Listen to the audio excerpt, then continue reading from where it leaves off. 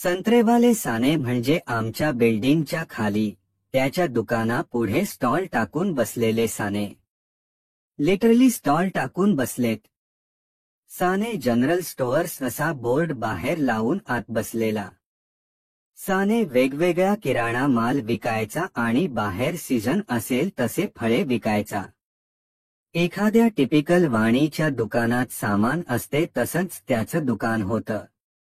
आमच्या कॉलनीच्या बाहेरच सान्याचं दुकान असल्याने आमच्या घरातलं बहुतेक सर्व सामान तिथूनच यायचं. त्यामुळे चांगलीच ओळख होती. वेगवेगळ्या धान्यांच्या पोत्यांच्या राशी दुकानात रचून त्या पोत्यांच्या राशीमध्ये सफेद शर्ट पॅन्ट घालून बसलेला साने एखाद्या मैद्याच्या पोत्यासारखाच दिसायचा. ह्या दृश्यात फरक पडायचा तो दुपारच्या वेळी. तेव्हा साने घरी आराम करायला जायचा आणि साने काकू दुकान सांभाळायची. सानेच्या पदरात पडलेली सानेण म्हणजे माकडाच्या गळ्यात मोत्याची माळ असा प्रकार होता. आमच्या कॉलनीत जर का एखादी मिसेस वर्ल्ड सारखी स्पर्धा घेतली असती तर इतर विवाहित स्त्रियांनी भागच घेतला नसता, इतकी साने मस्त होती. साने दिसायला अगदी रासवट तर साने काकू एकदम गोरी गोरी पान, बदामी चेहरा, धारदार नाक, घारे डोळे. साने काकू जशी खांद्याच्यावर मस्त होती तशीच इन फॅक्ट त्याहीपेक्षा जास्त मस्त खांद्याखाली होती. भरगच्च फिगर आणि हा भार पेलायला समर्थ अशा पुष्ट मांड्या.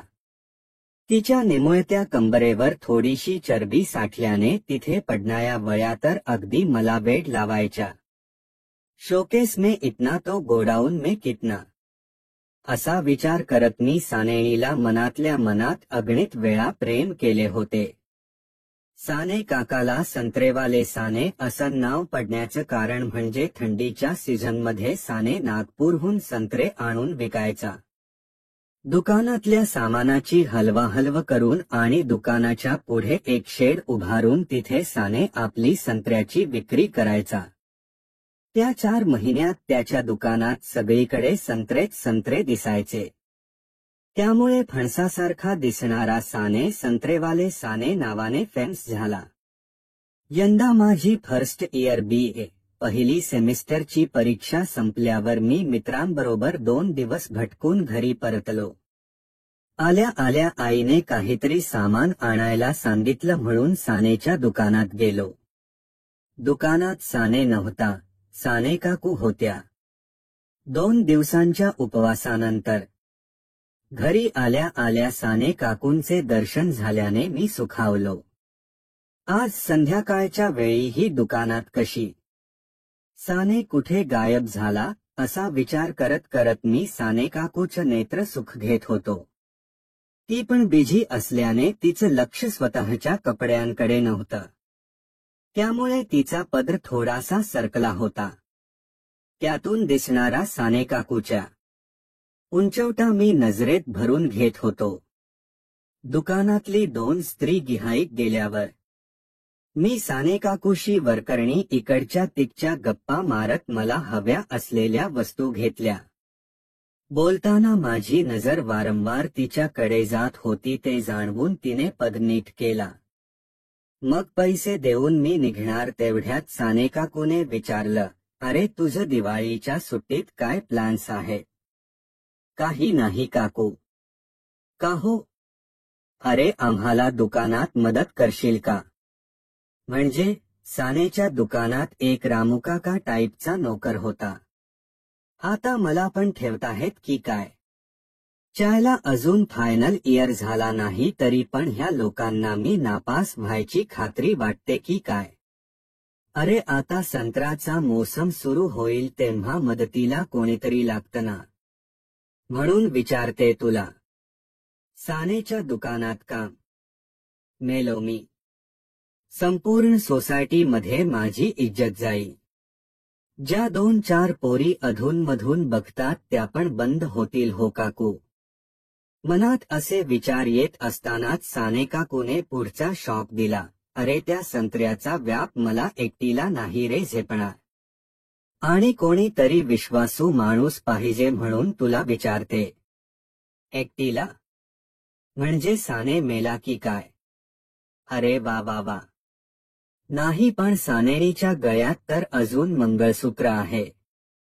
मगाशी तिच्या छातीच्या उंचवट्यामधल्या खळग्यात बघितलं होतं ना मी.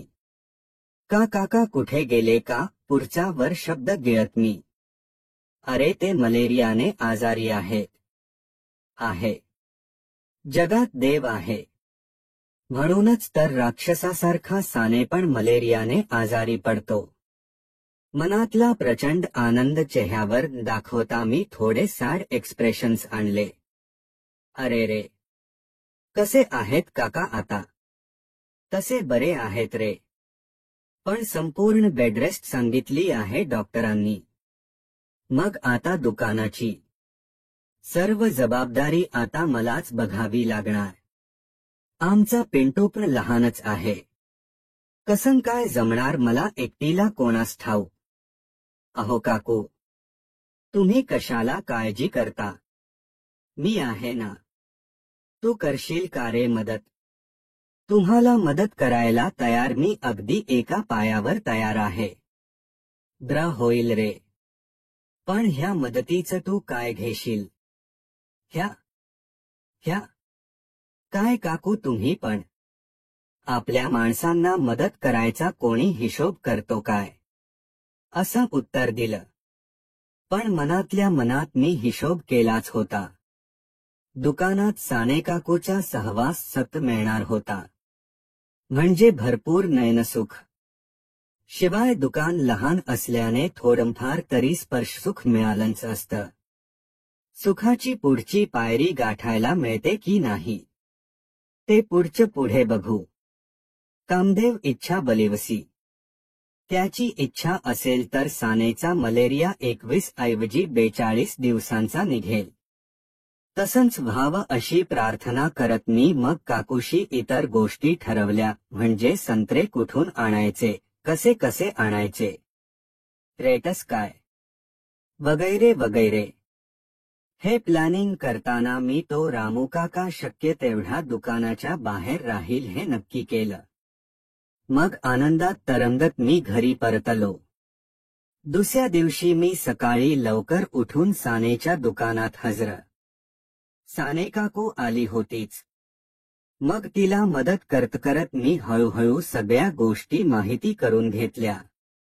दुपारपर्यंत संत्र्याची पहिली कन्साइनमेंट आली. ती उतरवून दुकानात नीट रचली. दुकानातली सगळी काम करताना मी अधूनमधून साने काकूचं लक्ष नसताना नयनसुख घेत होतोच. अधूनमधून तिचा पदर सरकायचा तेव्हा दिसायचे आणि तिने पदर नीट केलेला असला तरी उभार काही लपत नाही. असेच 7 ते 8 दिवस गेले. मी सानेच्या दुकानात मजदुरी करत होतो. चोरून चोरून साने काकूचे संत्रे बघायचे आणि कळतन कळत तिला स्पर्श करायचा, एवढीच माझी प्रगती होती. एक बदल झाला होता तो म्हणजे रोज रात्री झोपताना आता दुसऱ्या कोणा पोरीचा विचार न करता फक्त साने काकूच डोळ्यापुढे असायची. हळूहळू दुकानात गिऱ्हाईक वाढू लागली होती आणि विक्री सुद्धा चांगली होत होती. त्यामुळे काकूचा मूड छान असायचा. दुपारी फार कमी गिऱ्हाईक यायची. तेव्हा गप्पा मारताना ती आता खुलून बोलायची. त्याचा फायदा घेत हळूहळू मी तिला जोक्स सांगू लागलो. एखादा जोक आवडला की ती माझ्या हातावर टाळी द्यायची. मग मी 1-2 वेळा तिला नॉनव्हेज जोक्स सांगितले त्याला पण. तिने काही ऑब्जेक्शन घेतलं नाही. उलट जोक ऐकल्यावर आधी थोडीशी लाजली आणि मग मी टाळीसाठी हात पुढे केल्यावर नेहमीसारखीच टाळी पण दिली. मग माझे नॉनव्हेज जोक्स वाढू लागले आणि तिच्या टाळ्या पण.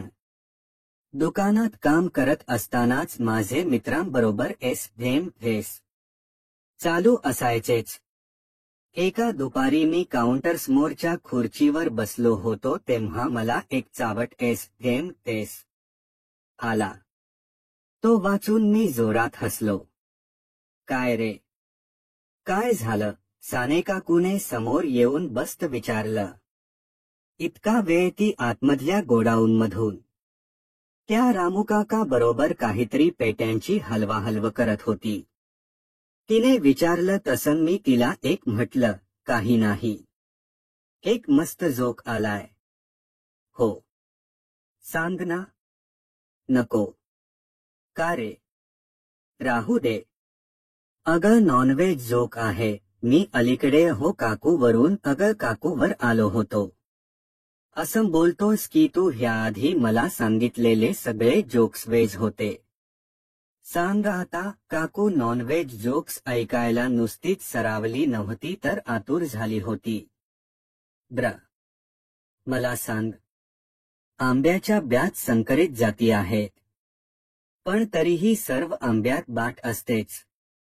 तर मला सांगा आतमध्ये बाट नसलेला आंबा कोणता आणि तो कुठे मिळतो? बिना बाट्याचा आंबा. मी तरी नाही ऐकलं अजून. काकू अजून पदराने घाम पुसत होतीच. ती काउंटरच्या मागे एका टेबल फॅन्समोर बसली होती. आणि त्यामुळे तिचा पदर बाजूला होऊन मला तिचे दिसत होते. त्यांच्याकडे बघायचा मोह टाळून मी काकूच्या चेहऱ्याकडे सिरियस नजरेने बघत राहिलो. मिळतो. बिना बाट्याचा आंबा मिळतो हे नक्की आणि कुठे मिळतो हे तुला माहीत आहे? कोणता रे? विचार कर ना जरा. काकूने एखादं मिनिट विचार केला मग नकारार्थी मान हलवली. नाही आठवत. सांग आता मला बिना बाट्याचा आंबा कुठे मिळतो? सांगू? सांग म्हणते ना. काकूने आता घाम पुसायचं थांबवलं असलं तरी तिने पद सावरला नव्हता. बिना बाट्याचा आंबा मिळतो. ब्लाऊजमध्ये.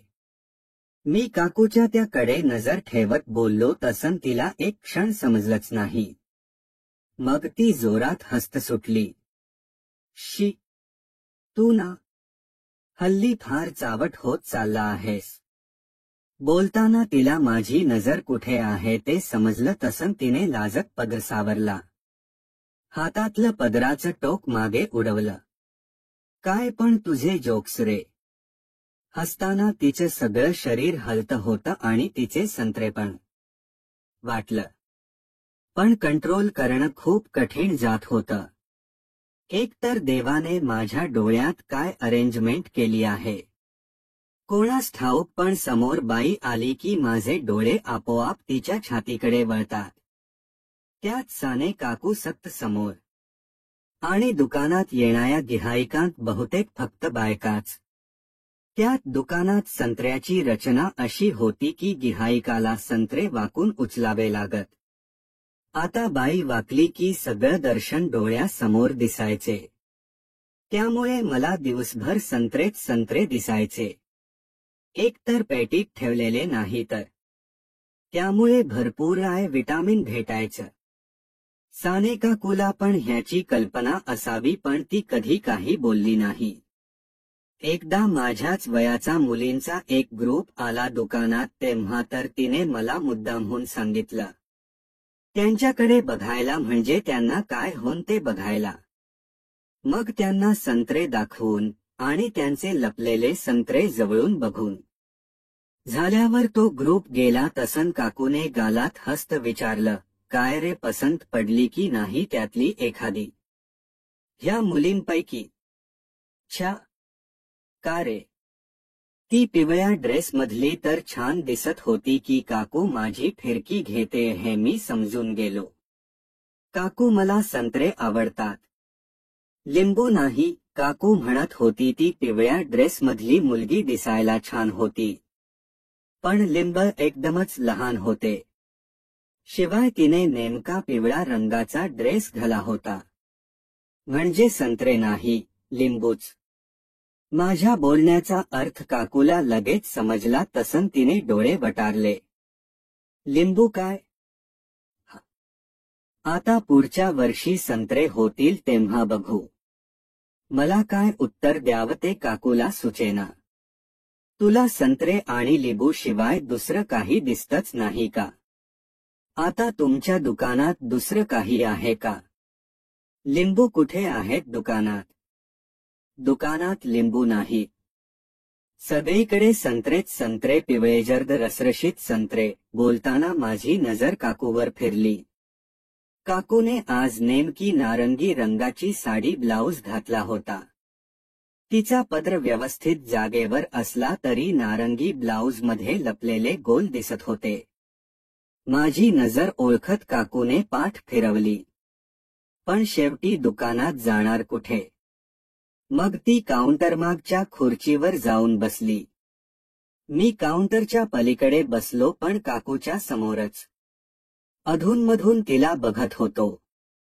दुसऱ्या दिवशी आम्ही नेहमीसारखंच दुकानात बसलो होतो. त्या दिवशी काकूचा मूड ठीक नव्हता. उगीच चिडचिड करत होती. मग मी पण गप्प राहिलो. तेवढ्यात संत्रे कसे दिले. दुकानाच्या बाहेरून आवाज आला. बाहेर एक मध्यमवयीन बाई आपल्या जवान पोरीबरोबर आली होती आणि बाहेर रचलेल्या संत्रेच्या पेटीतून एक संत्र उचलून बघत तिने भाव विचारला होता. गिऱ्हाईक बघून मी आणि काकू दोघं उठलो. उठताना काकूचा पर खुर्चीमागे अडकला आणि घसरला.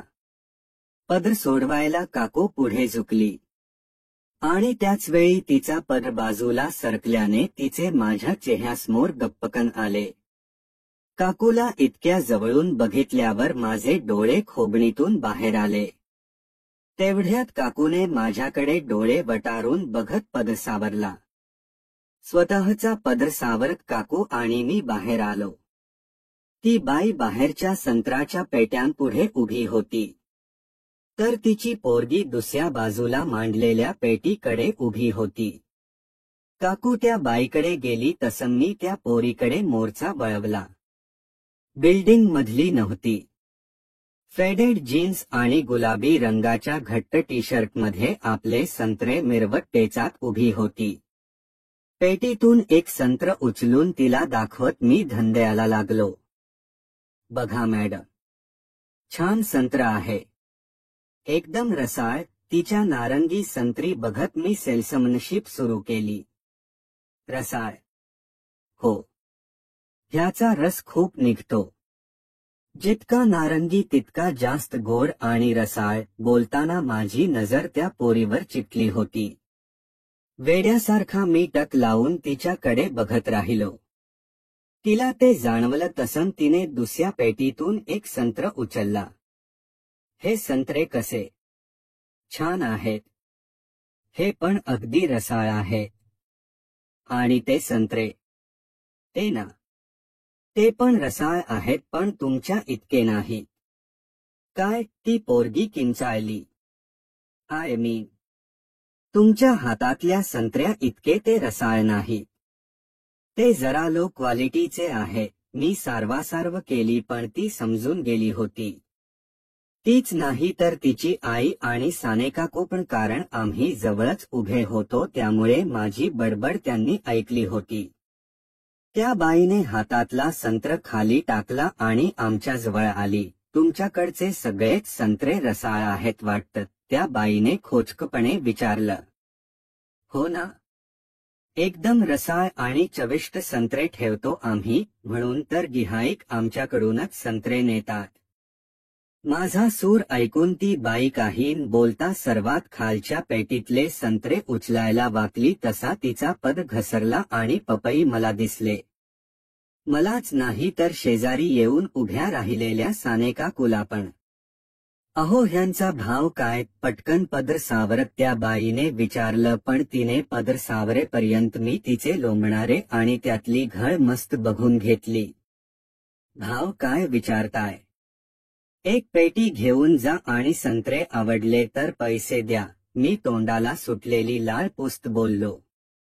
माझं बोलणं ऐकून सानेकाकूने मला बाजूला सरकवलं तसा मी भानावर आलो.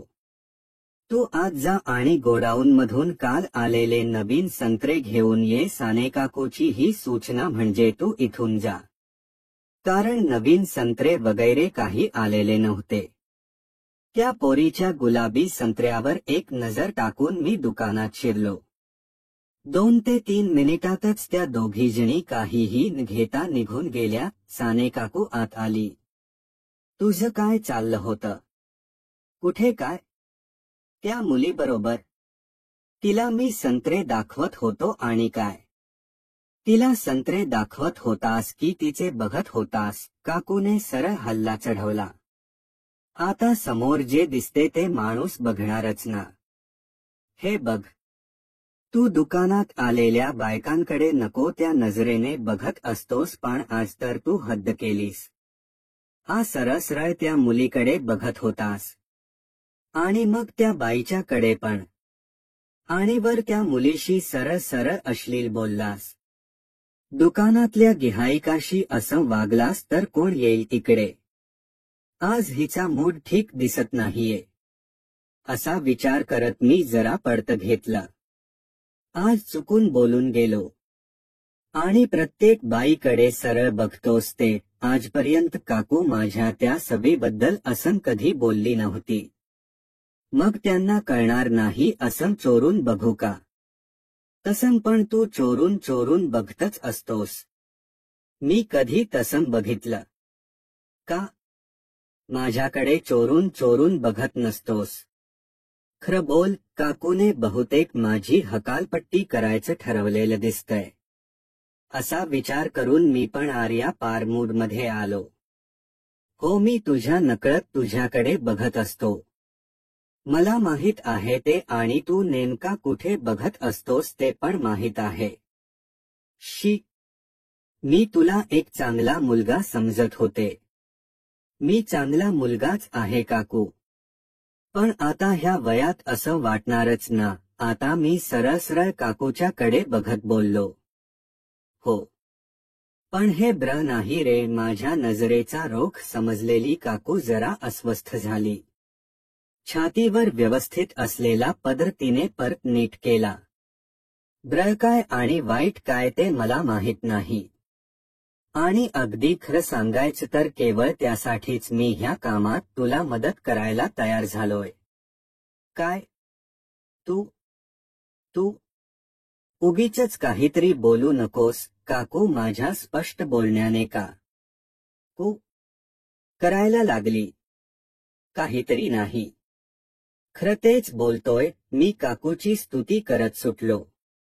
बाईला कशी पटवावी ह्यावर मी एक नेटवर लेख वाचला होता.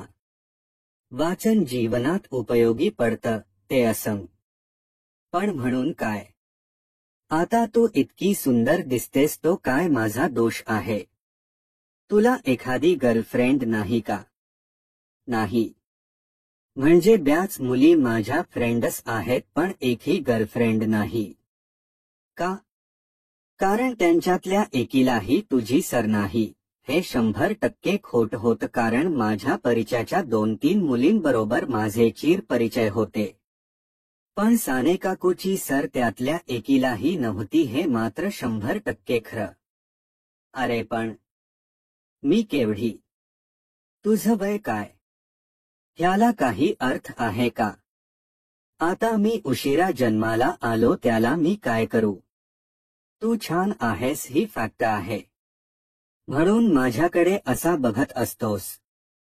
काकू, सुंदर बाईकडे प्रत्येक पुरुष बघतो. पुरुषांनी आपल्याकडे बघावं म्हणून तर प्रत्येक बाई नटून थटून बाहेर पडते. आणि तू इतकी सुंदर आहेस की तुला तर मेकची पण गरज नाही. तू रस्त्याने चालत असताना रस्त्यावरचा प्रत्येक पुरुष तुझ्याकडे टक लावून बघत असतो. आणि ते तुला पण माहितीये. मग मीच बघितलं तर तुला काय झालं? तू फक्त तिथेच बघत असतो. तिथे म्हणजे कुठे? माझ्यावरती फ्राकायाने काकू बोलली. काकू, एक तर मी तुझ्या फक्त वरतीच नाही, सगळीकडे बघत असतो. मी बोलताना सगळीकडे वर जोर दिला तसं काकूने रोखून बघितलं. आणि बघायचं म्हणत असशील तर प्रत्येक पुरुष बाईला निरखून बघताना तिच्याकडे बघतो. आणि तू इतकी मस्त आहेस ना. संत्रे तुझे ग हेच तुझं हेच बोलणं सतत चालू असते. काकू, मी नुसतं बोलतो. खरा चावटपणा कधी केलाय का? तुला कधी काही हात तरी लावलाय का? तुझा काय भरवसा? चान्स मिळाला तर सगळं करशील. शेवटी तू पण एक पुरुषच आहेस ना? अजिबात नाही. मला तू कितीही आवडत असलीस तरी तुला तसं माझ्याविषयी वाटल्याशिवाय मी तुला कधीच हात लावणार नाही. काकू ह्यावर काहीतरी बोलणार होती तेवढ्यात रामूकाका गोडाऊनमधून बाहेर येत असल्याची चाहूल लागली. मग काकूने तो विषय तिथेच थांबवला. नंतरचे 2 ते 3 दिवस असेच गेले. काकूची चिडचिड जरा कमी झाली होती. पण तिने तो विषय परत काढला नव्हता. शिवाय तिच्या वागण्यात एक फरक झाला होता. मित्रांनो, आत्ता इथेच थांबूया. लवकरच भेटू पुढच्या भागात. गोष्ट आवडली असेल तर चॅनेल सबस्क्राईब, लाईक आणि शेअर करा ही विनंती. आपण पुन्हा भेटू नवीन गोष्ट घेऊन. तोपर्यंत मज्जा करा आणि अशाच गोष्टी ऐकत राहा.